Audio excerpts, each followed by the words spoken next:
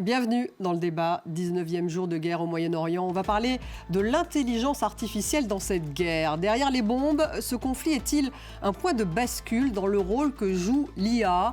Claude, l'outil de l'entreprise américaine Anthropic, a été intégré par le département américain de la Défense au logiciel Maven, développé par l'entreprise Palantir.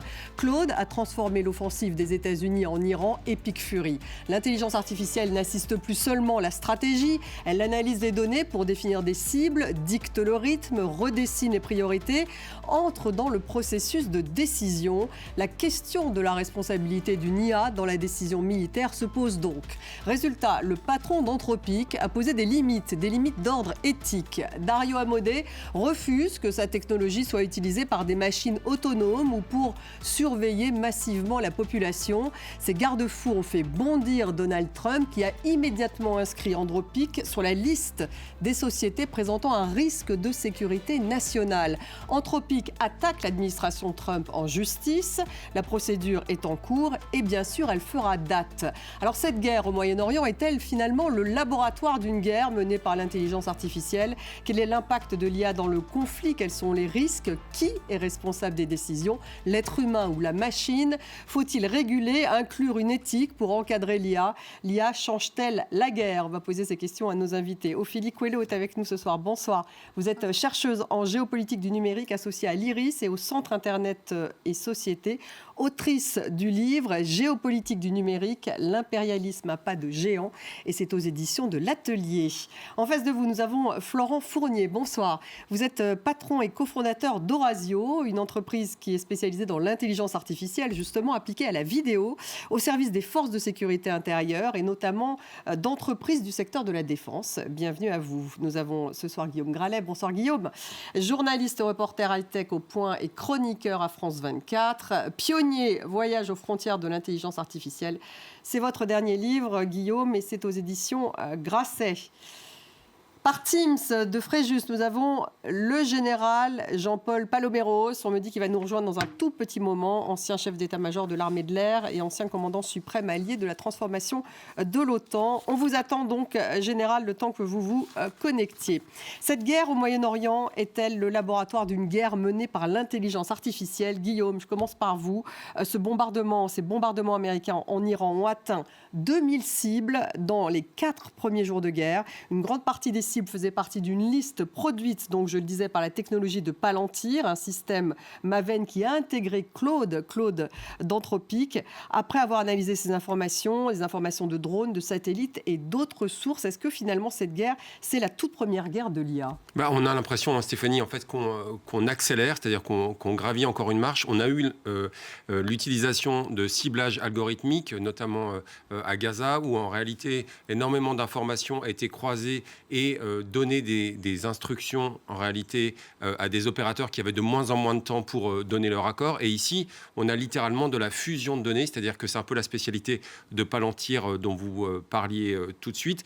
Et ce qui fait peur effectivement à Dario Amodei, donc le co-créateur d'Anthropic, c'est non seulement que les outils qu'ils mettent au point soient des outils de surveillance de masse, mais aussi qu'ils permettent aux machines, aux algorithmes de tuer, de prendre des décisions tout seul, sans l'intervention humaine. Ce qui serait en fait possible. Florent Fournier, déjà, quand on parle de 2000 cibles dans les 4 premiers jours, est-ce qu'il y a finalement cette technologie, elle augmente la performance de la guerre ?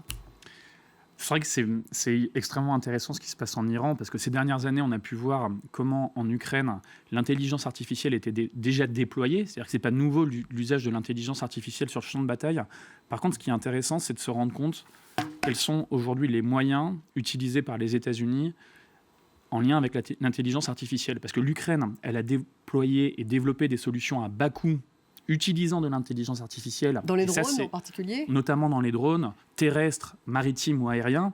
Et ça, c'est plus de la production de masse. C'est-à-dire qu'aujourd'hui, en Ukraine, c'est moins une guerre technologique sur est-ce qu'ils utilisent du matériel très performant, mais plutôt du matériel qui peut être produit en masse. Alors que là, ce qui se passe en Iran, c'est pas autant de la masse, mais c'est plus quelles sont les technologies de pointe utilisées par les États-Unis. Avec le ciblage, avec donc une entrée dans la décision militaire aussi de cette intelligence artificielle. C'est ça le Oui, vrai après, changement. je pense qu'aujourd'hui, c'est encore trop tôt pour dire à quel point il y a un humain dans la décision de l'ensemble des décisions et des actions prises par les États-Unis en Iran. C'est-à-dire qu'aujourd'hui, c'est difficile de savoir exactement qu'est-ce qui est autonome, quand est-ce qu'il y a un humain dans la boucle. En tout cas, ce qui est sûr, c'est que sur quasiment toutes les décisions, il y a une aide de l'intelligence artificielle pour l'opérateur, voire pour la décision directement. Et donc ça, c'est un point de bascule, on peut dire, hein, dans cette guerre en Iran. Ophélie Coelho, l'enjeu est politico-militaire. Trump a demandé au Pentagone d'intégrer ces systèmes. Hein. $1 trillion alloués à la défense en 2026 par le président américain. Et ça inclut l'IA. Donc l'IA est au centre finalement du pouvoir politique et militaire avec cette guerre. Absolument. Ça fait déjà un certain nombre d'années que les États s'arment de plus en plus dans ces IA militaires. Les États-Unis en premier. Voilà, et que ce soit en termes de robotique d'une certaine manière, où les Chinois sont quand même largement en avance sur un certain nombre de technologies. Mais ce qui est intéressant avec les États-Unis, c'est l'imbrication technologique, c'est-à-dire qu'effectivement, on va avoir des IA militaires à la fois dans l'aide à la décision, l'analyse de données, on va avoir aussi des partenariats technologiques avec d'autres acteurs qui vont venir apporter des données de surveillance. Donc en fait, ça crée vraiment des systèmes très larges d'acteurs techniques. On parlait de Maven et de Palantir. Alors certes, Palantir est aujourd'hui sur Maven, mais il y a plusieurs en fait, entreprises qui participent à ce système, Maven Smart System, qui est vraiment un très grand, un très grand système technique. Et oui, effectivement, il y a beaucoup d'enjeux là derrière, parce qu'il s'agit à la fois de créer des technologies de pointe, certes, mais aussi de savoir répondre à une autre tendance qui est celle de l'accès à des technologies moins chères, comme par exemple les drones bon marché, on va dire, qui vont être parfois réadaptés du civil. C'est ce qui se passe en Iran. Alors, ils ont leurs propres drones avec Shahed, avec des drones plutôt bon marché, enfin, pas bon marché pour le Shahed, et des applications, des transformation de drones civils vers le militaire, qui leur permet en fait d'avoir quand même des grosses flottes de drones derrière qui va être difficile de complètement bloquer sur le terrain. Général Paloméros, on me dit que vous avez réussi, qu'on a réussi à vous retrouver. La liaison a été rétablie. Bonsoir à vous, merci d'être là. Est-ce que ça vous inquiète, vous, général, qui connaissez l'armée depuis très longtemps? Est-ce qu'on est dans un basculement entre la décision humaine militaire et la décision qui serait finalement menée par une IA aujourd'hui? Oui, je suis ravi vraiment de rejoindre ce panel parce qu'on a besoin de travailler tous ensemble sur le sujet. Je réfléchis depuis bien longtemps avec un certain nombre d'experts sur cette évolution. Je crois que le risque d'une évolution non maîtrisée existe. Je crois que ça a été dit sur le panel, mais je le dis.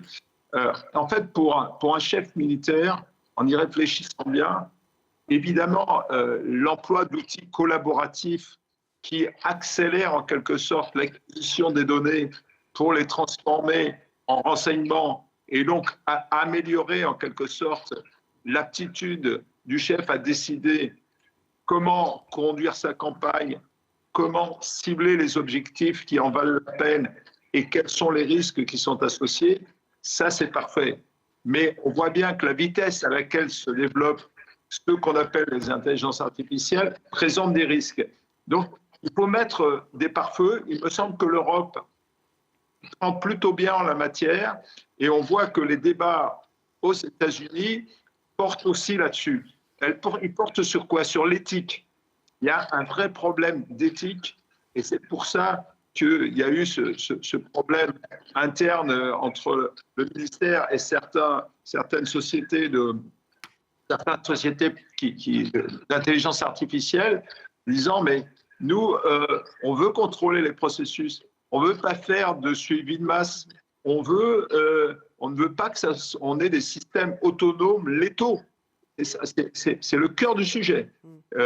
Est-ce qu'on veut donner la décision à une intelligence artificielle de frapper, oui ou non, avec toutes les conséquences que ça entraîne? Moi, ce n'est pas mon éthique, ce n'est pas la manière dont je vois la guerre. Et pourtant, je pense que la technologie et l'intelligence augmentée a quelque chose à apporter.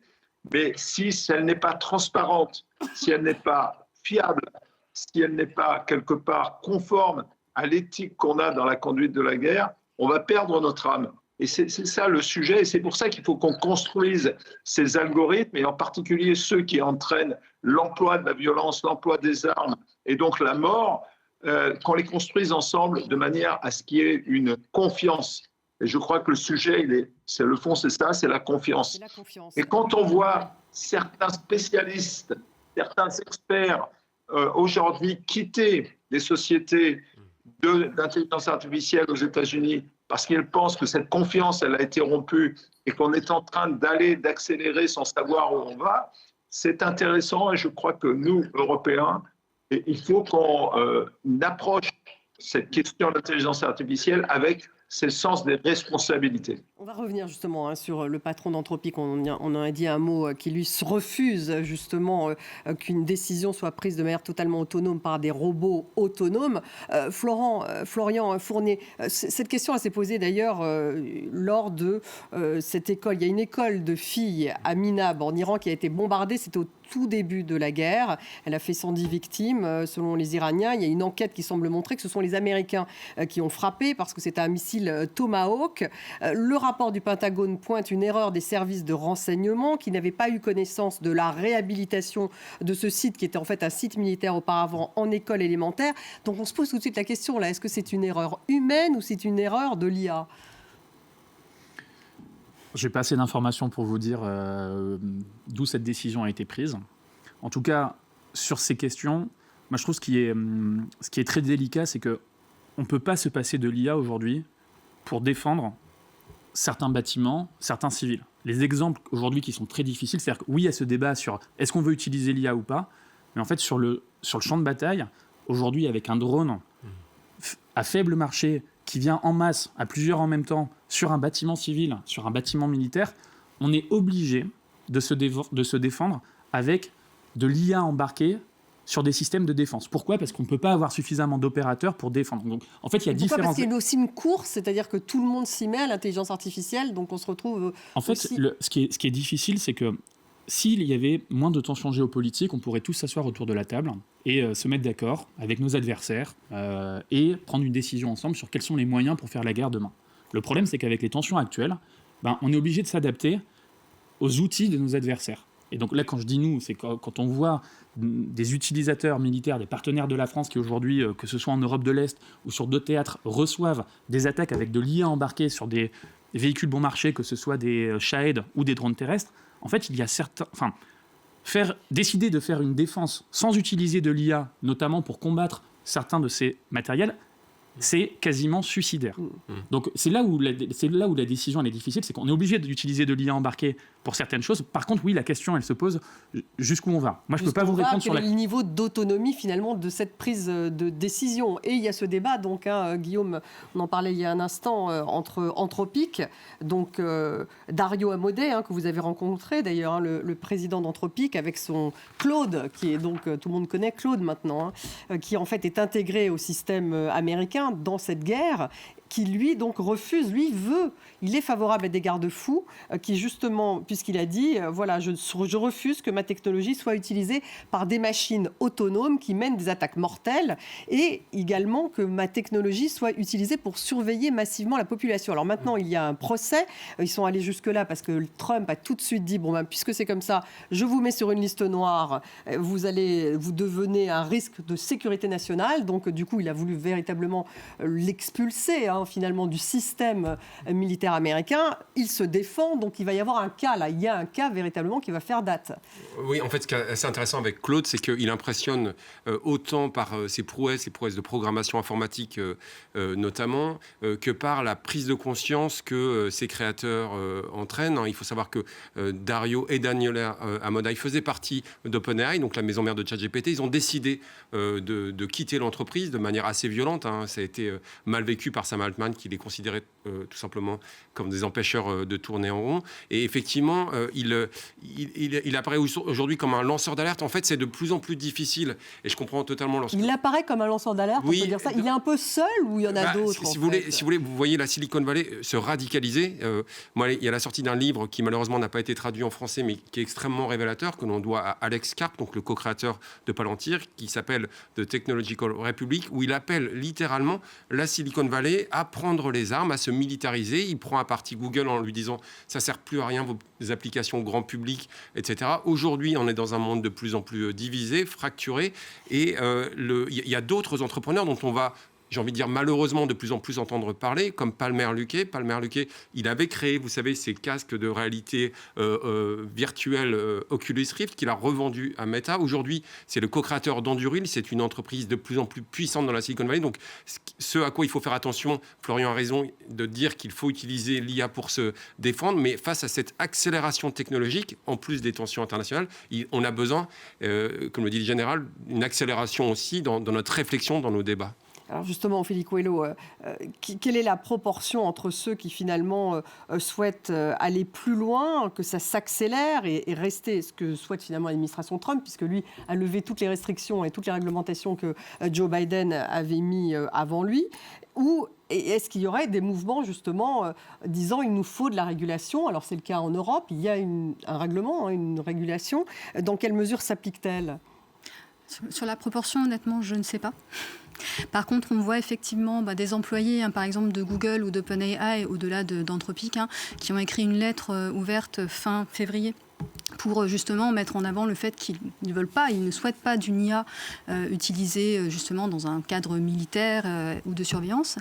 Maintenant, bon, il y a quand même dans le cadre, je veux dire, on peut même revenir à la Convention de Genève 1949, puis ensuite 1977 avec un protocole additionnel qui disait que les États sont responsables de la légalité de nouvelles armes. Et effectivement, aujourd'hui, quand les États veulent utiliser de nouvelles armes, donc dont l'IA, dont les armes autonomes, etc., ils font un examen juridique de cela. Les États-Unis l'ont fait, la France l'a fait aussi, le Royaume-Uni. Il y a beaucoup de pays qui le font, qui essayent de le suivre. Mais ensuite, comment est-ce qu'on définit la légalité d'une arme, en fait, juridiquement? Ça va être souvent sur quel nombre de victimes collatérales on est capable d'accepter, en gros. Donc tout ça n'a pas grand-chose à voir avec l'éthique. Et d'ailleurs, pour répondre un petit peu à l'intervention de monsieur Colonel, je crois, ou Général, excusez-moi. Oui. Est-ce qu'une guerre est éthique? En fait, c'est la question d'une certaine manière. Est-ce qu'une guerre est éthique, en fait? Est-ce qu'on l'accepte comme étant quelque chose de moralement acceptable? Et donc, en cela, une IA, comme un humain, sauf que là, c'est accéléré, potentiellement, ça peut être massif, l'erreur et les potentiels 10% d'erreurs, par exemple, qu'on a pu voir en 2024, on a jugé qu'il y avait 10% d'erreurs sur les systèmes de ciblage. C'est pas une donnée scientifique, c'est juste une estimation. Erreurs commises par l'IA, donc. Voilà, par l'IA, dans le ciblage. Est-ce que ces 10% sont tolérables? Est-ce que les États qui, derrière, commandent ces outils tolèrent ces 10% d'erreurs? C'est ça la question. Est-ce qu'une arme autonome, totalement autonome, est-ce que c'est éthique qu'elle puisse prendre des décisions qui aboutissent quand même à des morts? Donc c'est ça la véritable question. Qu'en pensez-vous? Je crois qu'il y a le général qui veut intervenir sur ce sujet avant moi, et je rebondirai après. Non, je vous fais intervenir d'abord et je fais ensuite intervenir le général. Je pense qu'on préfère un champ de bataille où il n'y a pas d'IA qui peut prendre des décisions autonomes, létales. Ça, je pense qu'on est tous d'accord pour dire ça. Maintenant, est-ce que si on prend ce chemin-là en Europe, j'espère qu'on va le prendre, qu'est-ce que vont faire nos adversaires demain? En fait, c'est ça la question et c'est ça la problématique. En tout cas, les personnes avec qui les personnes qui ont des problématiques d'une guerre au quotidien, la question, elle est plus comment se défendre que est-ce que c'est légal d'utiliser ces technologies? Et c'est ça qui est extrêmement difficile. Et c'est ça, je trouve, la problématique qu'on a en ce moment, c'est l'augmentation des tensions internationales. Elle fait qu'il y a un peu une course, c'est-à-dire s'arrêter pour dire qu'est-ce qu'on veut utiliser sur un champ de bataille demain et se mettre d'accord grosso modo avec nos adversaires. C'est extrêmement délicat. C'est une question, je pense, qui est majeure, mais il ne faut pas oublier qu'il y a une contrainte à prendre en compte sur les théâtres. Je pense que là, l'Iran, c'est ponctuel, ça date d'il y a moins de 3 semaines, donc c'est encore un peu tôt de tirer des conséquences sur l'évolution d'un champ de bataille. On voit déjà la différence entre justement cette guerre au Moyen-Orient et les autres, sur la capacité à l'IA d'être intégrée finalement dans les décisions. Ouais. Après, ce qui est particulier, c'est qu'un champ de bataille, on peut pas avoir des conclusions sur l'Iran. C'est-à-dire que l'Iran, il n'y a pas un champ de bataille qui est défini avec une ligne de front comme c'est le cas en Ukraine. Donc je pense qu'il y a des enseignements pour les armées européennes qui viennent d'une ligne de front, comme on peut le voir en Ukraine, où il y a énormément de machines et de moins en moins d'humains. Donc c'est des problématiques. Il y a aussi des avantages, parce qu'il peut y avoir moins de morts sur ce champ de bataille qu'un champ de bataille où il n'y a que des humains qui se tirent avec des armes à quelques centaines de mètres.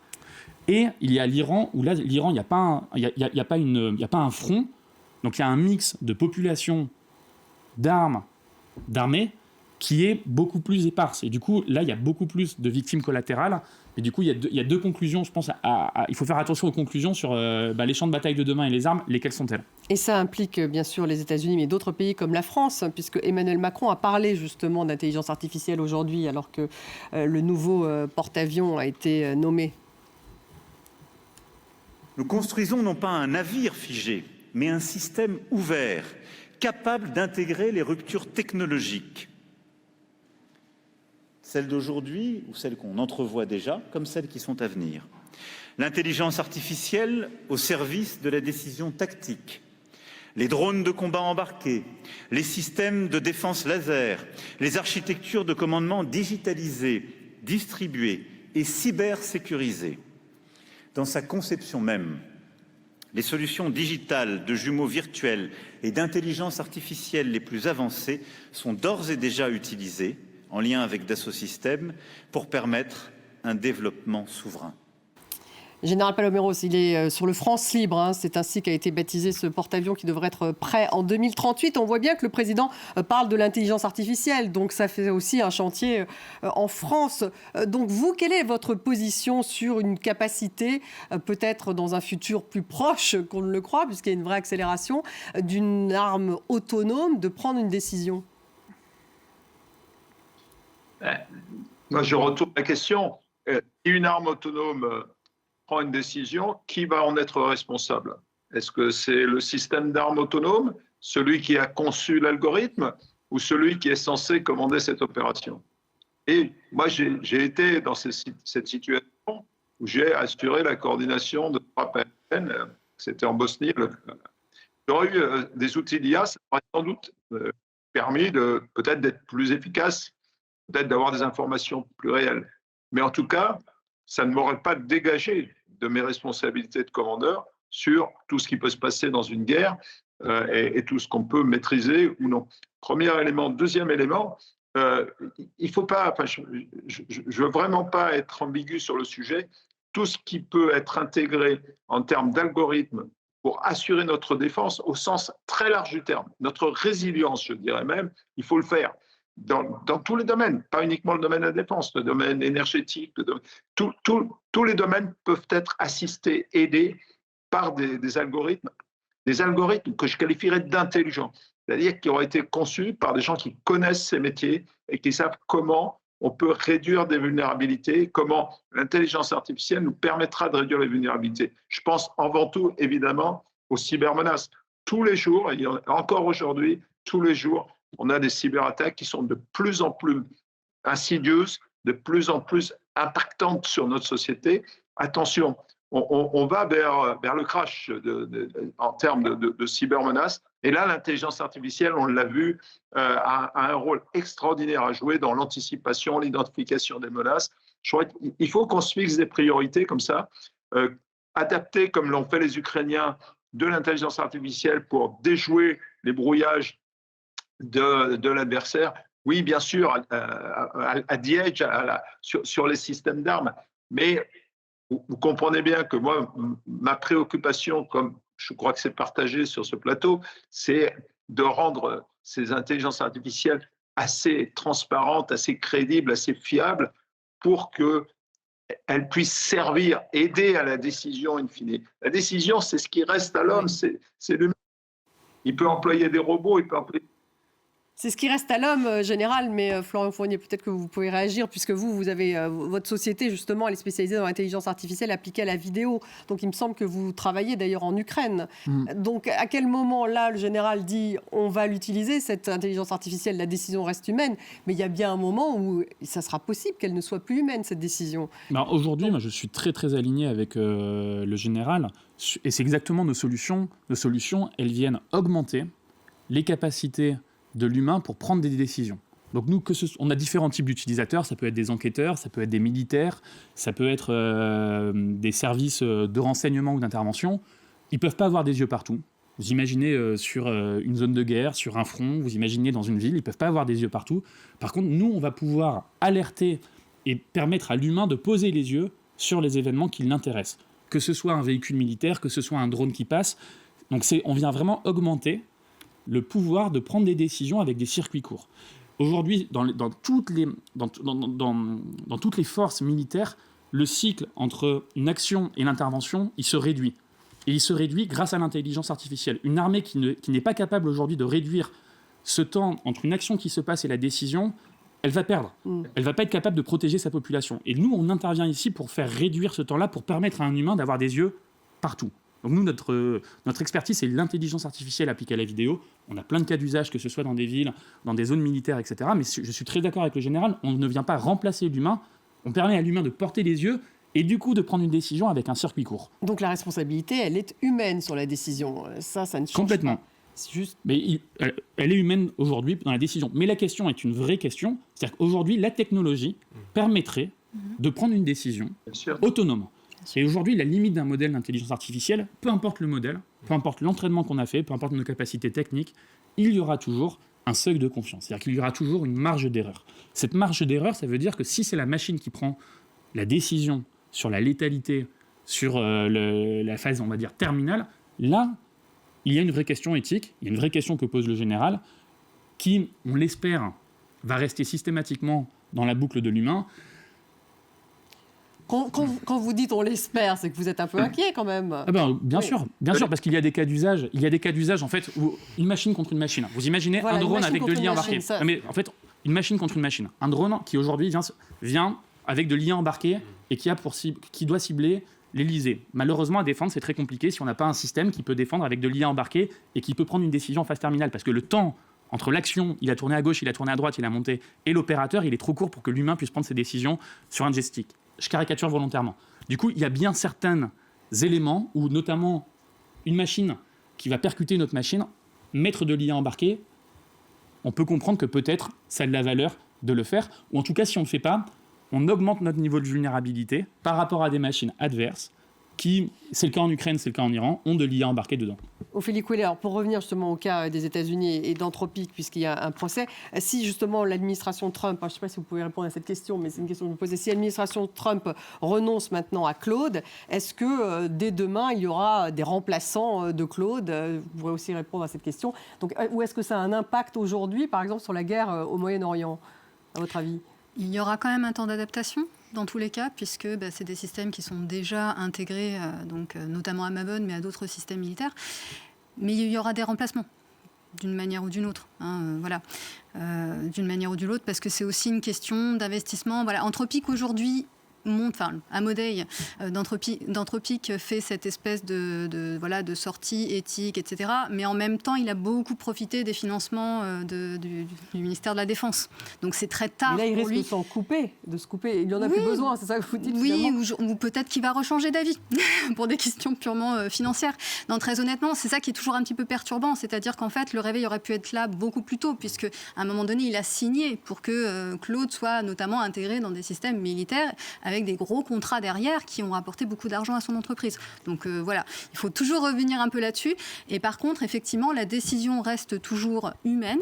Alors à la fois, même je dirais quand une IA est totalement autonome, et parfois, effectivement, dans les cadres de la défense directe de machine à machine, on peut se dire heureusement, du coup, qu'il y a une autonomie, mais d'une certaine manière, même le choix d'utiliser une IA autonome est un choix humain.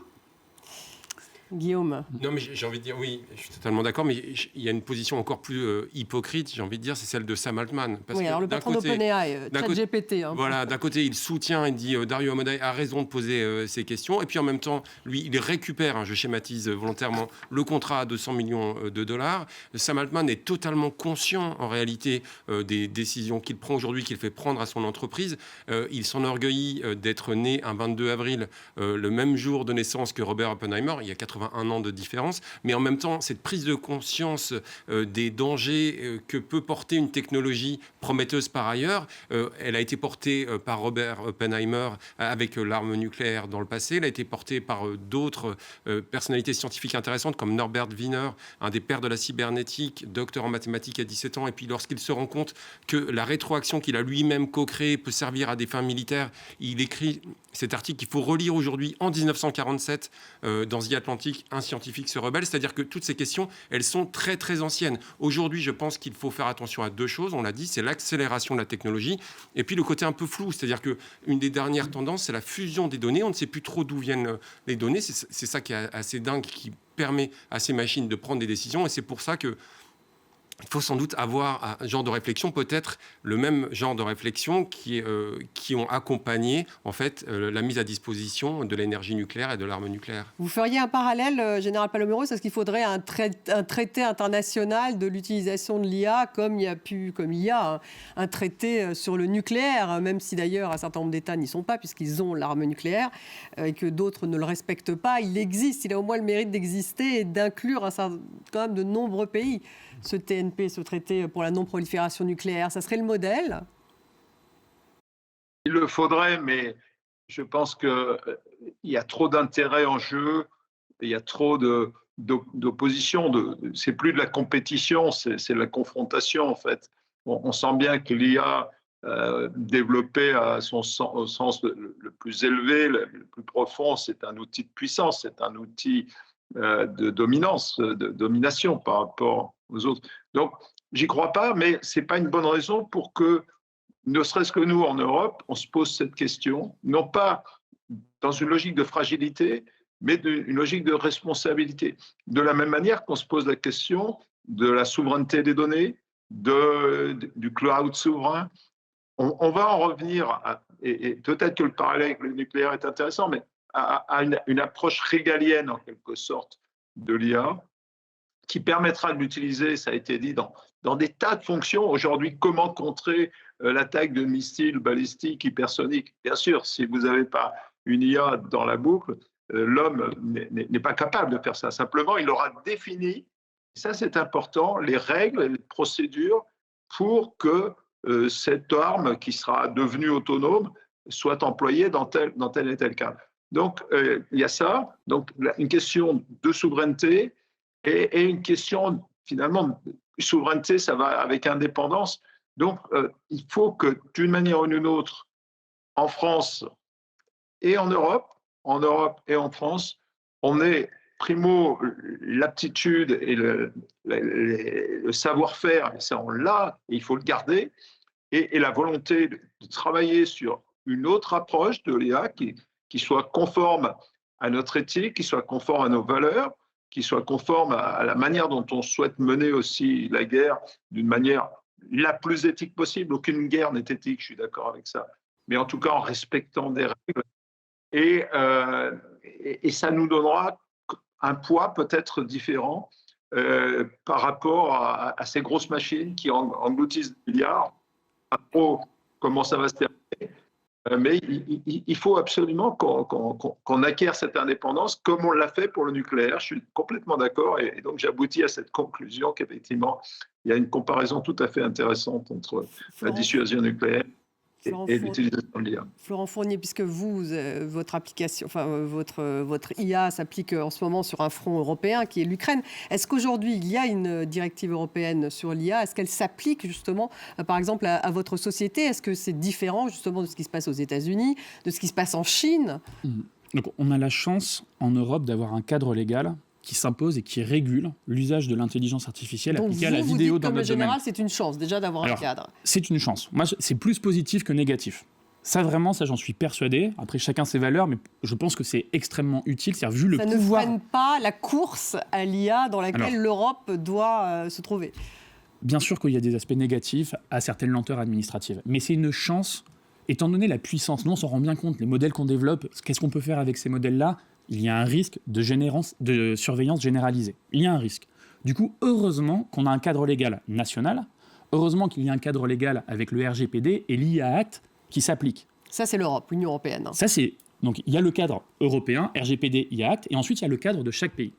C'est une chance. Oui, c'est lent. C'est-à-dire que oui, les forces de sécurité intérieure avec qui on parle au quotidien et qu'on sert au quotidien, ils sont frustrés. Quand il y a un enlèvement d'enfants, quand il y a un acte terroriste, ils sont frustrés de ne pas pouvoir utiliser ces technologies pour suivre cet individu, pour retracer le parcours de tel véhicule plus rapidement. Donc oui, le cadre légal, il doit évoluer, et systématiquement, il met un peu de temps à évoluer. Donc c'est frustrant, mais il y a plus à gagner, je pense.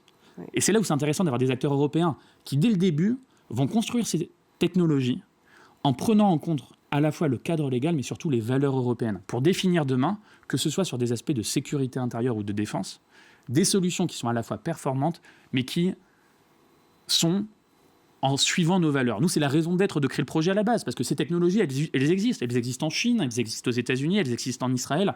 Mais on voit bien que s'il n'y a pas des acteurs européens qui deviennent des leaders sur notre domaine et dans toutes ces armes, demain qu'on peut retrouver sur le champ de bataille, si on n'a pas des acteurs qui rentrent et qui, dès le début, prennent en compte pas simplement le cadre légal, mais surtout les valeurs qu'on veut défendre en Europe, ça va être impossible demain de se retrouver avec les bonnes décisions qui sont prises par les machines. Oui, et donc les États-Unis, évidemment, pas du tout, ne prennent pas cette direction. Là, on a deux cas très différents. Après, la technologie peut changer, peut assez vite changer selon justement les normes juridiques qu'on va placer dessus. Pour l'Europe, il y a quand même un problème aujourd'hui qui est dû à la dépendance technologique sur d'autres piles, sur d'autres couches, celle des données, celle du cloud. Voilà. Et donc, je pense que... Dépendance américaine, beaucoup. Absolument, beaucoup. Donc voilà. Donc effectivement, si on veut régler ce problème-là d'indépendance, de choix, qui est un choix politique et donc un choix aussi militaire en cas de conflit, il faut s'intéresser à toute la chaîne de dépendance. Et c'est là où ça pêche un peu, où on a quand même un petit peu du mal à suivre en Europe. On est très très loin encore en matière d'indépendance. Oui, et puis après, ça va être au cas par cas. Alors, je ne sais pas, je ne connais pas votre pile technologique. Après, c'est à chaque entreprise et chaque logiciel, en quelque sorte, de faire son propre audit, en quelque sorte, de dépendance. Donc, il y a un vrai souci. Et maintenant, il y a aussi un autre souci par rapport auquel fait face, en fait, la régulation aujourd'hui. C'est effectivement le rôle sur le marché, le rôle économique de l'IA aujourd'hui. On parle de bulles IA, on parle d'énormes investissements.